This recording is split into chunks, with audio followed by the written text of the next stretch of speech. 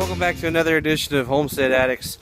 Today, January 5th, it's about 40 degrees outside with a good little wind blowing. Today's actually my wife's birthday. So, Thursday, I took a 4-day weekend. Lo and behold, the worms came in today. So, today I'm going to show you the worm farm and how I did it, why I did it, what we're looking forward to having with the worms, everything in between, and how I protected it from the chickens. So, here we go. So, this is the worm container. This is a Rubbermaid, what is that, a 100-gallon tub. I actually found this. Got lucky enough to find it. The one on the bottom, I think we got that from an auction. I think we paid $5 for 2 of them. Got a good deal on it. Cardboard I actually got from work. Filled up the whole bottom of it up to about that line right there. Shredded it up real nice and thin. Put it in there. Put some newspaper in the bottom of it. And then we had a compost barrel tumbler that I made. I'll show you all that here in a little while. And we had that full actually, and it was nice, good, really starting to compost through over the winter. I just really need to get some heat into it so that way it'd break it up, get the moisture out and everything else. But we took that, emptied that out and put that in here, put some hay from the chicken coop inside, and filled that up, put some more compost dirt on top, kind of gave it like a lasagna layer effect so that way it helps break it down. The worms came today from Uncle Jim's Worm Farm, Spring Grove, Pennsylvania. Had a really good deal. Got 2,000 worms for about $30 plus shipping. I think it was about $12 in shipping. But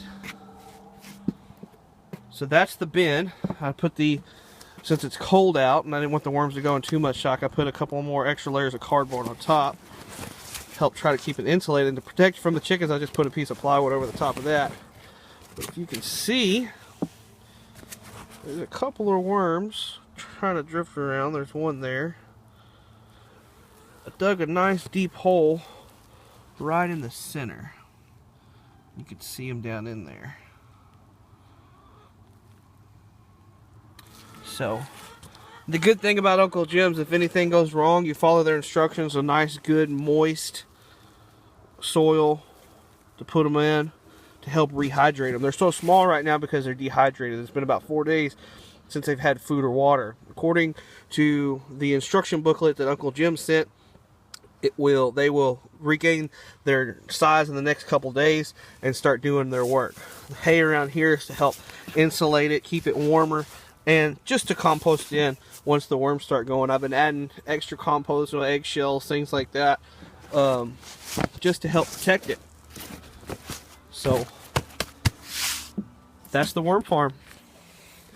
That's what we have so far with it. It's supposed to work really well. We'll see. It's day 1 of the worm farm. It's actually in and it's going. Get the worms going. Let them start eating and pooing and peeing and doing everything that the worms are supposed to do to help us have better soil. And then the compost tea. You see this valve down here on the bottom. I'm going to hook up a little hook to put a 5-gallon bucket on there with a little spout running into it, so that way any water, excess water down at the bottom, worm waste, anything like that, will all drain out through there. And then we take that and we will water the garden with it, the plants, the potted plants, things like that, to help boost it up even more. And then not only that, the worms, once we build the raised beds, we're going to give that a shot this year. The worms are going to reproduce, and the excess worms we're going to take and put those in each individual raised bed, so that way we have good soil all across the board. And it all starts with just $30 plus shipping.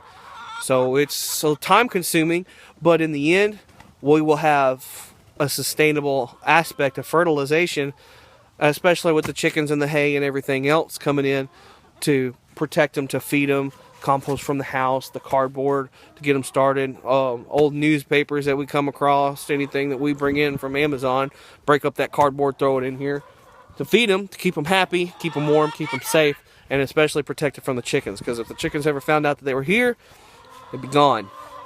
But anyway, that's it for the worm farm today. Thanks for tuning in.